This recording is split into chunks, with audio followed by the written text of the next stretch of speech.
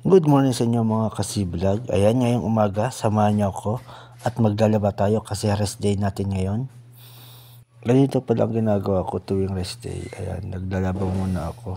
Para mga ka-vlog, pag may pupuntahan tayo, hindi na tayo magmamadali pa maglaba. Kaya naglalaba ako tuwing rest day na agad. At yan, nilalagay ko na dyan yung mga damit ko. Inuuna ko palang labhan dyan yung mga damit ko. Tapos saka na yung mga short tsaka yung pantalon. Hinihuli ko kasi yung labayan. Yung short at tsaka pantalon. And inuuna ko lang dyan yung mga damit ko. Para magandang labhan kasi pangit naman tingnan pag sama-sama yung mga short, damit tsaka pantalon. Kaya lalagyan ko na pala dyan ng sabon. At ating papaikutin na dyan. Ayan, nilagyan ko ng sabon. Ang ginagamit pala namin dyan ay Ariel.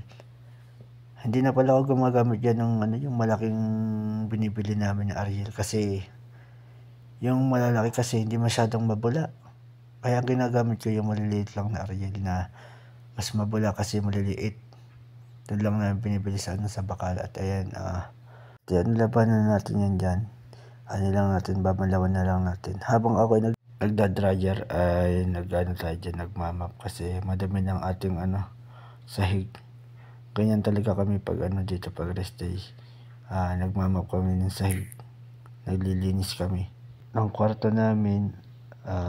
Tsaka iminamap na din namin yung kwarto namin. At yan na nga mga ka-vlog, tapos na natin i-dryer yung ating mga damit. Ayan, isasampay na natin dyan. Yan. Yan yung aming nga palang uniform, yung kulay gray na yan. Ganyan yung uniform namin dito, gray. Tapos, ang aming pantalon kulay blue. Tapos, safety shoes at gloves.